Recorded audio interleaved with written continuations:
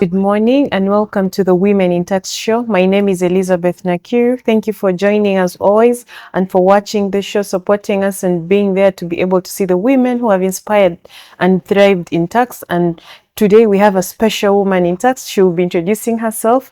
She's lovely. She has thrived in the industry. She has so much experience. She's going to share with us so much knowledge and her story in career and in life as well. Thank you so much for joining us, Esther. Kindly introduce yourself to our audience. Thank you, Elizabeth. I am excited to be on the show and a shout out to our audience. My name is Esther Odora. I am currently the manager for international relations at Uganda Revenue Authority. And I am a woman to begin with. After all, the show is a woman in tax show. I started off in taxation. No, before we go there, Yes, what was it? What was the dream growing up? the usual. I wanted to be a doctor.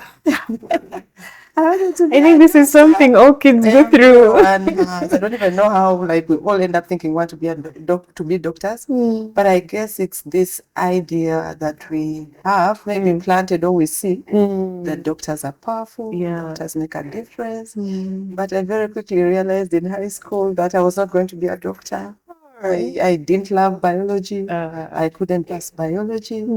I somehow was very good at chemistry, but physics, biology, I struggled so much, and even math. And to be a doctor in Uganda, you need the biology. Biology, you must have the biology. So very quickly, I learned that I was not going to be a doctor.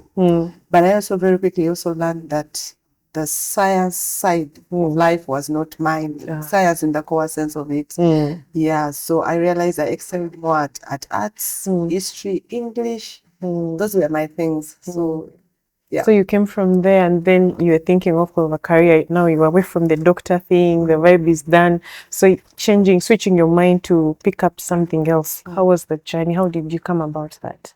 So at a certain point in my life, watching TV, I usually used to admire newsreaders. And I thought I would go into that direction. I thought I would be on TV. I thought I would be reading news. I thought I would always have fast access to all this kind of information.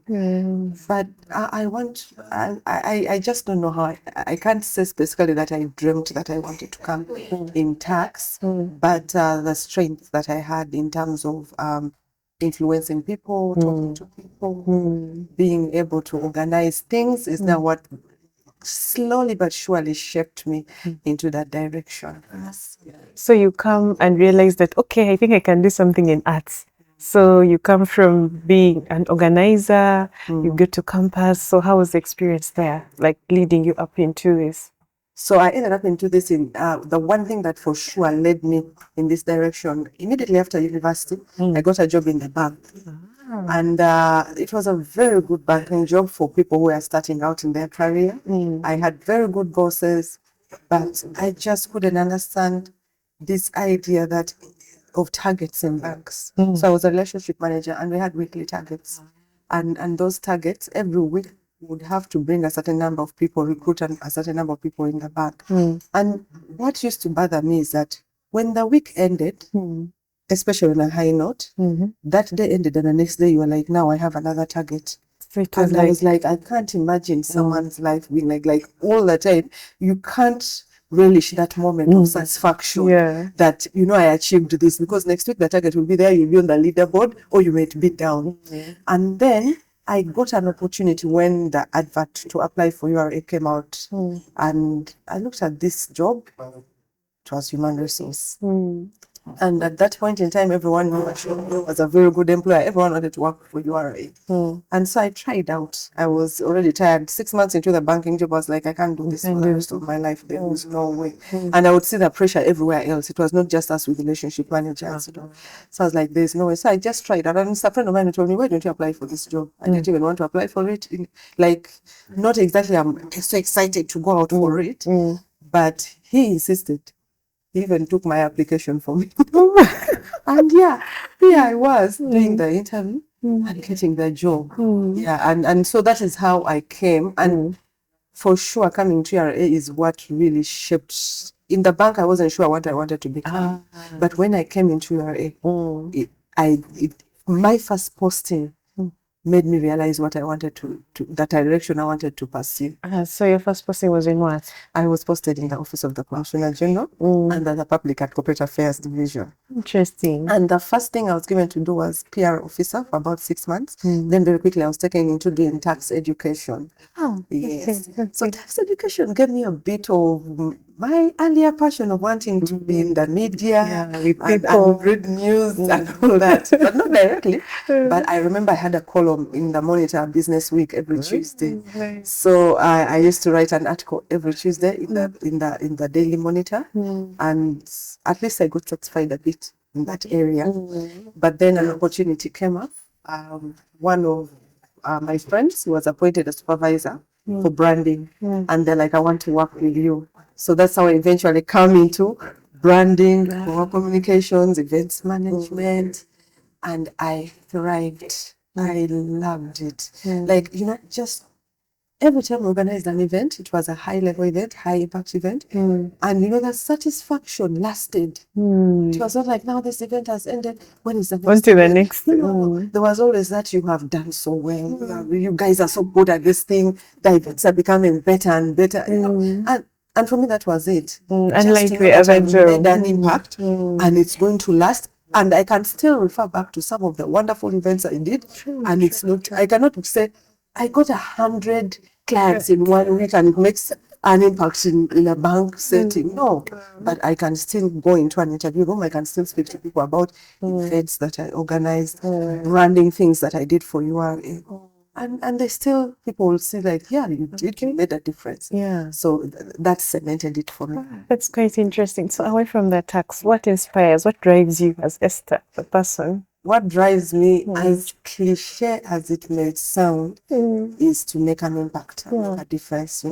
I wake up every day knowing that I have a purpose. I wake up every day knowing that Uganda Revenue Authority shapes Uganda, has the ability to transform our economy. I wake up every day knowing that I'm going to make a contribution to that. And so for me, that drives me. But I also wake up every day knowing that the organization I work for values me. Yeah, I know that I'm being given, if we had time, I'm being given so many wonderful opportunities in this organization. So that also drives me. I have people who look up to me. I have colleagues, friends who have shaped me, who have mentored me, who want the best for me. So that also gives me purpose. But of course, also most especially my family. Yeah. My family members think I have, they can't even imagine the level. They feel like I should be bigger and better. So they push you. So they push me. They're excited when I achieve anything. They want the best for me. They rally me. If I need to go anywhere, everyone is looking out for me. So for me, that drives me. Right. Yes. You're speaking about family. What do you do for fun? What do I do for fun? Yeah, away from this. Away from tax, the things I do for fun. One, I love church very much. So anywhere you'll find me, if you give me an opportunity to preach, I love the whole aspect of sitting down, preparing a sermon, asking God, what should I talk to people about? And it's influencing people. And remember, that dream still lives of, I want to be able to impact people. I want to be able to make a difference in people's lives. I may not be on TV reading news, but when I stand up in a sermon and I'm preaching something and it's a message I believe I'm convicted about, and I know that it's going to make a difference in someone's life, it has transformed me. I have become a better person. I value people more because of that. That's one of the things that I do for fun. It's fun, but it's also, life-changing. It's eternity. Then the other thing, I'm a person who ascribes to quality time with the people I love. So just being there with the people I love, with my siblings, my nieces, I love them, my fiancé. I think you can even say in office, I like being loud, I like conversing with people. So for me, anything that will get me in a group of people that is not too excessive, but I can have a conversation with someone. They can tease me, I tease them, we talk about things. That for me, that is fun. I am not so adventurous. I won't say I love to travel so much. I can travel if there's an opportunity too, but I travel more for work than I travel for your own fun. Yes. It's quite interesting. You've mentioned and talked about your dreams, how you always have the dream at the back of your mind, and whatever you do, somehow it comes through. So what would you say it is something that has made you thrive at your work? What has made me thrive? Oh, so many things. One, God has gifted me. Anything you give me to do that I'm able to do, I'm very good at. Yeah. I can think very fast on my feet. And I've made good friendships and connections at the workplace. So it makes it easy for me to navigate and achieve the things I want to achieve. And also the other thing that has made me thrive, like I told you, is the people. There are people who believe in me a lot in this organization and outside of this organization. People who see value in what I do. So I've been given opportunities. I've entered doors that I would not have entered ordinarily if I didn't have these people supporting me. And I have been able to get feedback from them on how I can improve and all that. But also, I just want to say that URH is an enabling and a good employer. I can say that with confidence. I can say that with concrete assurance that I have been given opportunities. I have been in places where I may not have the highest title, and for me that quickly made me realize that sometimes you may not have the highest title, but you can have power.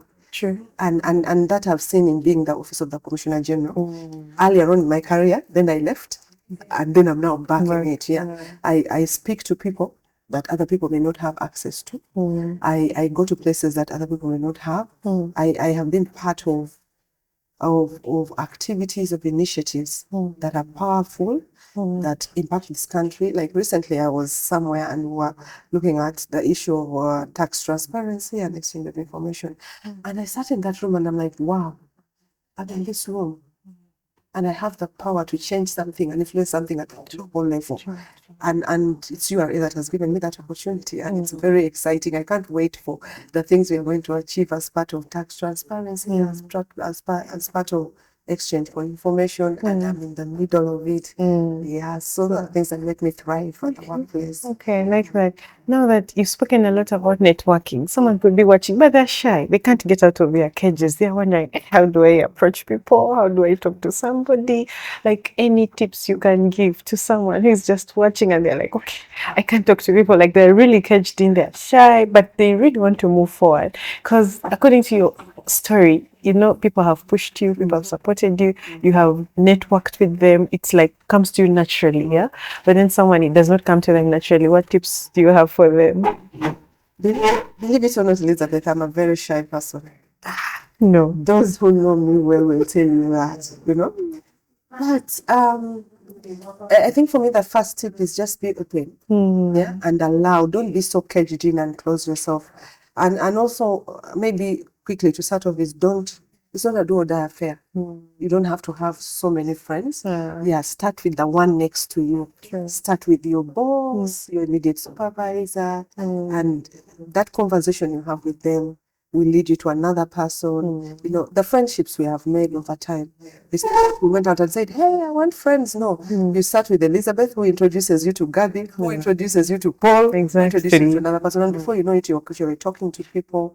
So be open, allow yourself to be yourself. Okay? If you're shy, if you're not into people, don't force it. Let it come naturally. So start with the person next to you, but also be willing to open someone comes to you.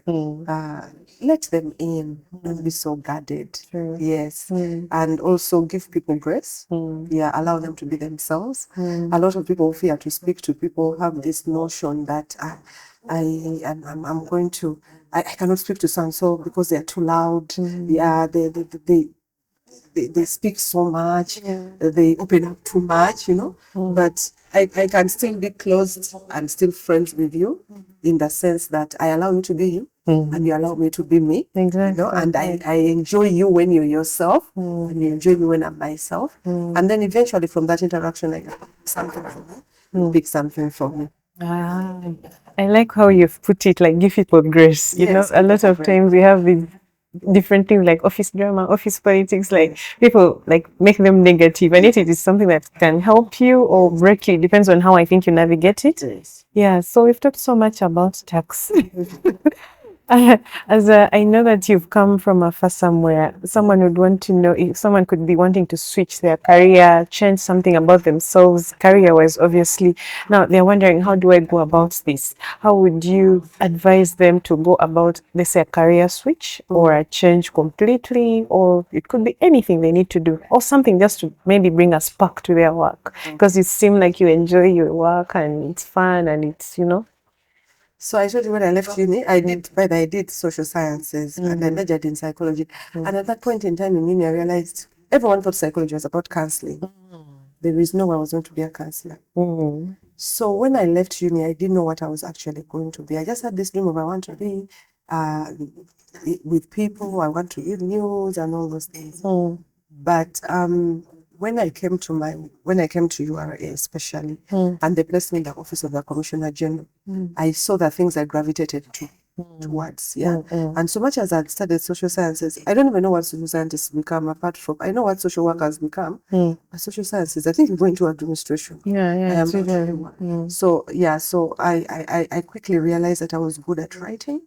So I did something to do with writing, but I was not going to be a journalist because I had studied core journalism.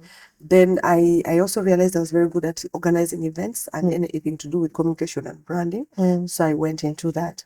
But somewhere along the way, and here is where I ask people who are just starting out, don't put yourself under pressure. I left uni and immediately enrolled into a master's, which I've never completed. I ended up completing a different master's.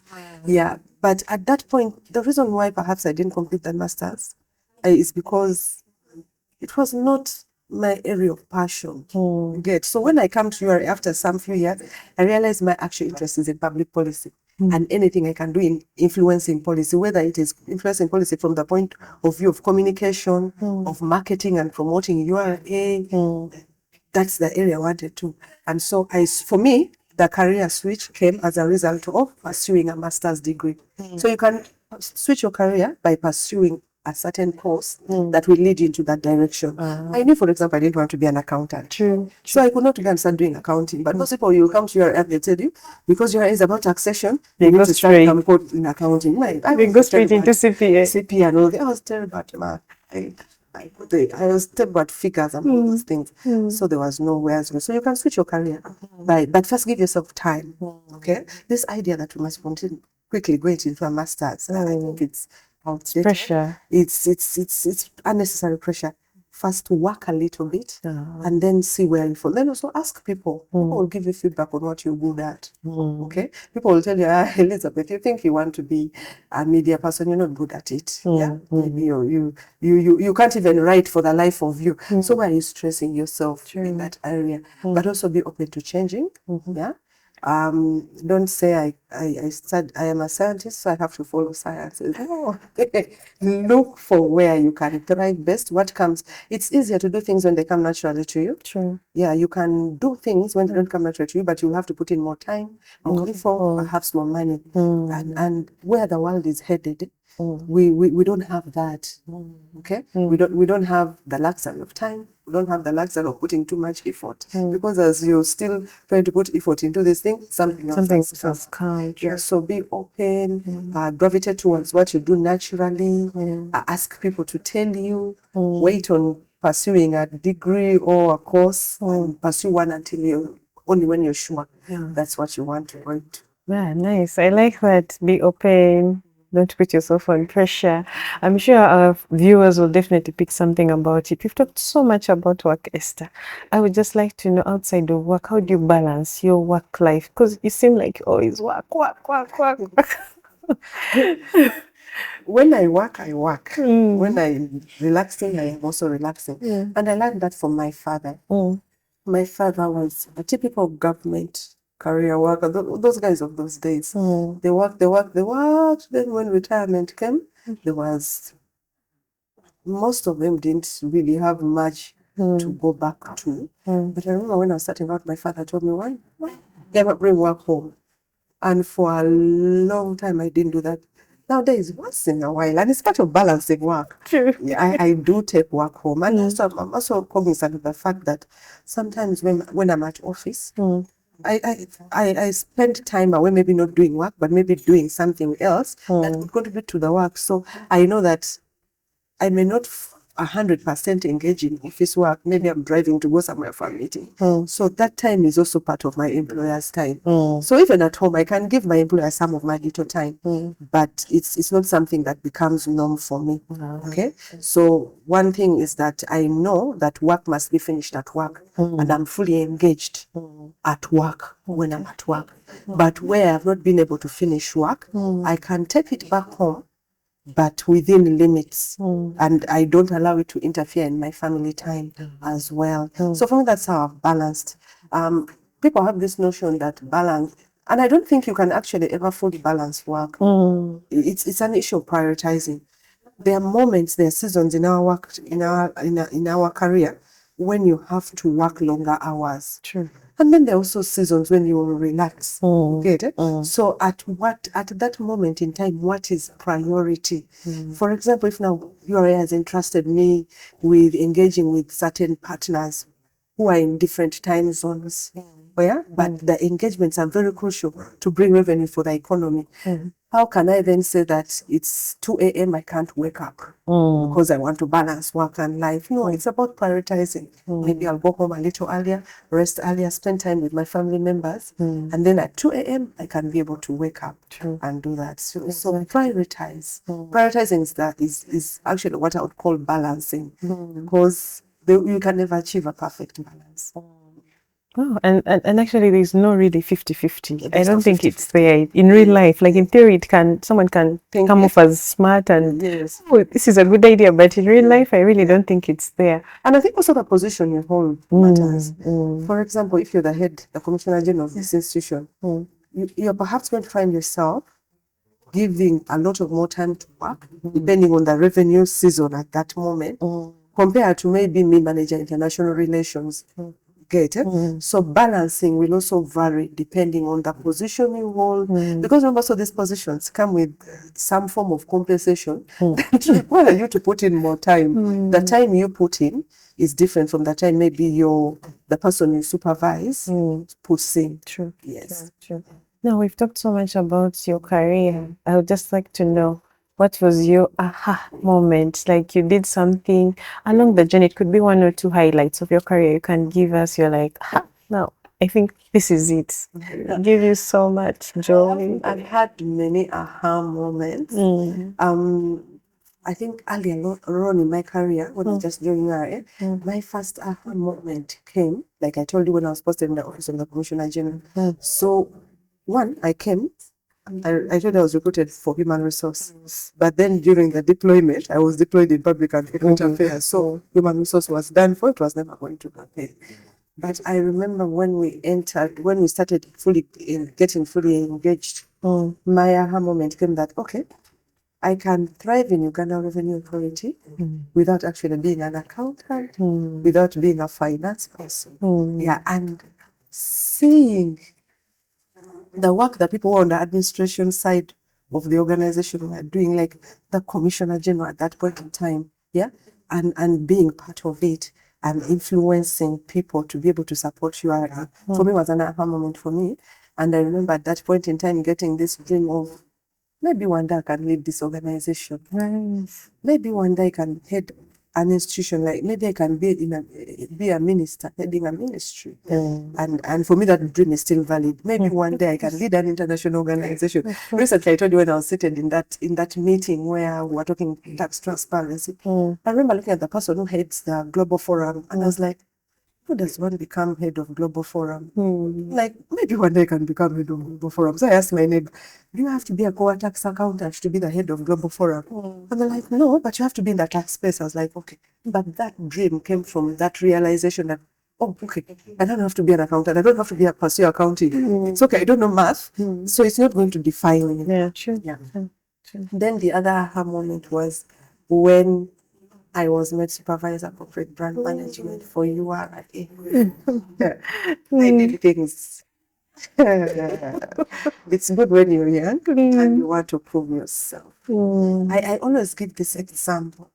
I remember one of the things, URA was an institution that had existed for a long time.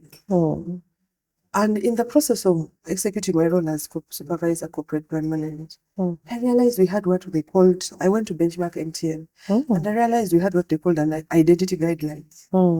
And those identity guidelines were very minimal. They couldn't, people were misusing our logo as URA. People could use any font for URA. And I remember going to my boss and said, no, we have to have a brand manual. No one knew what a brand manual was at that time. They all knew we have corporate guidelines. And then I got the whole of PCA to stop what they were doing, Public and Corporate Affairs Division, and gave everyone, even my boss, I'm like, you're going to contribute this part of the brand manual. You're going to contribute this part. And within a short time, we had a proper brand manual. Sometimes I look at the current brand manual that we have as URA, and I'm like, do people even know where it came from? But I've had many moments. I was part of the team. I was actually an annual champion when we organized the first African Tax Administrators Forum at ATAF, and ATAF is now big. It is. Perhaps people don't remember that it was launched in Uganda. Okay, people don't remember that I was the supervisor in charge at that time. The one word I remember from my boss then, she was the Assistant Commissioner of Public and Corporate Affairs, was her telling me that, Esther, I don't know how this event would have happened without you. You know everything offhand, you know. And then I realized, I am very powerful. My boss is depending on me. I have had many, and they've revolved around organizing events that have been impactful for you, and just cementing. If you went anywhere in your end, asked if there's an event, everyone will tell you you must put Esther as part of the event. And you know, when you talk about event, people will just think it's an event. It's just they don't know that. But events involve getting to people, big people, and making them come for that event. Organizing an event involves getting a venue that is good, a venue that delegates coming from in and within the country are going to appreciate. Events involve protocol, engaging officers like security. You know, it's not, it's big. Yeah, and it's big. Yes, bringing revenue is big, but also these events, these initiatives, without their being executed, can influence how much tax comes into the country. So exactly. Yes. Esther, who inspires you and why? Who inspires me? And why? I've always dreaded being asked that question. Who inspires me? Because I feel like you pick inspiration from different people all the time. So your latest. My latest. I was inspired. One, of course, the general natural inspiration of anyone whatnot is if I could be a little like the Bible characters, if I could be like Jesus, if I could be like Paul. Those people, fishermen who influenced people, and they still influence us to generations to come. But if for people to relate to me, I get inspired. I got inspired by Barack Obama. I watched his speech that when he became president, and I got goosebumps. And how he navigated that whole issue of campaigns, how he navigated being an African American, how he navigated all the bigotry around white supremacy, and how he led and finished office. Yes, depending on which side of the news you read, some people will make you think he's the worst president, the news you listen to, but I still think that he inspired me a lot. I am inspired by Maya Angelou, her stories, her life experience, and how she navigated being a girl in the era in which she grew up in. Those people just make me realize that it's possible. You can do it. Like also there are women in URA who inspire me. You know, I'm inspired by the former Commissioner General Aline Kajina. What I loved most about her was giving us opportunities. I remember when we were young, and there were people, our style of leadership, it's like kind of like what people experience now with Gen Zs, and you're not allowing them to be themselves. And Alan told them, leave my girls alone.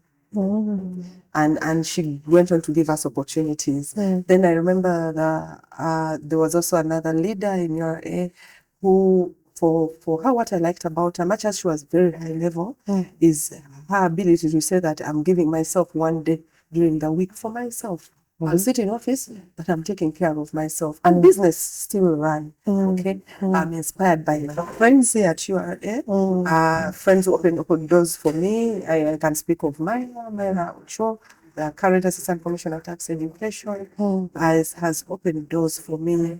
There's a manager policy and rulings that everyone will know. Tracy Akello, I call her foot soldier. Tracy has opened doors for me. She has put me in places where I would not have been, and she's there in her corner. A lot of people don't know her, but she has made me believe in myself. I have friends, friends, Eva Nakamia, Diana Munira. I have friends outside here.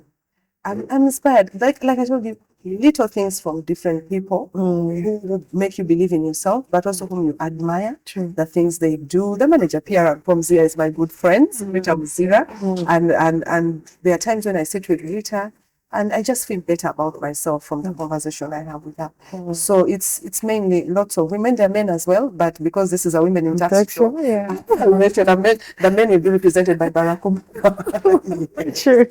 True. And for me, that's just want to say, ladies, you don't have to look for this one person to inspire. You can pick things from different places. It doesn't matter what their rank is.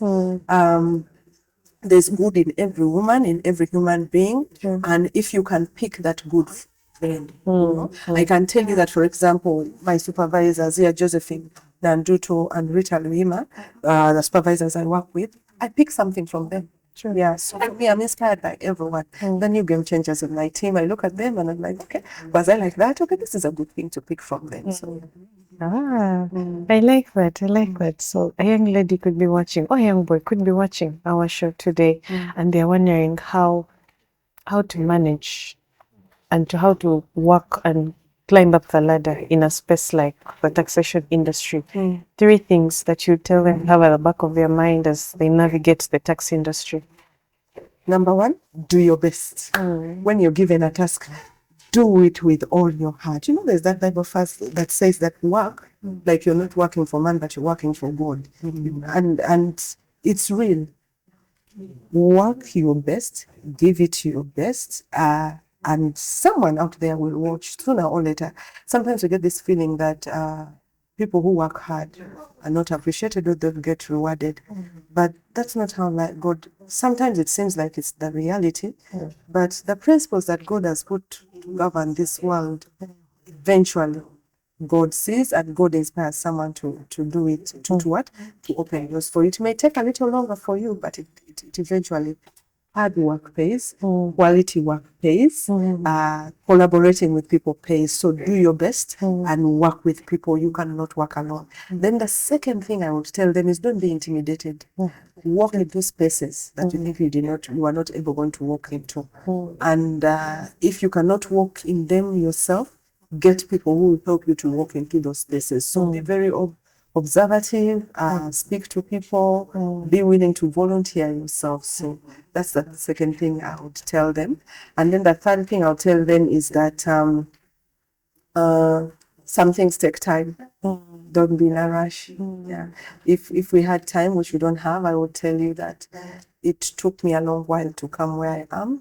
At a certain point, I was maybe frustrated. At a certain point, I had self-doubt. I asked myself, is it worth it? You ask yourself, I'm working so hard and why isn't it paying off? But it eventually pays off. Yeah, I like that. Thank you so much for coming to the show. It was good to have you, and I hope that our viewers are inspired by 1 or 2 things you've said. I think for me, my takeaway is there are so many places and people who can inspire. It doesn't have to be one. For me, that's my takeaway.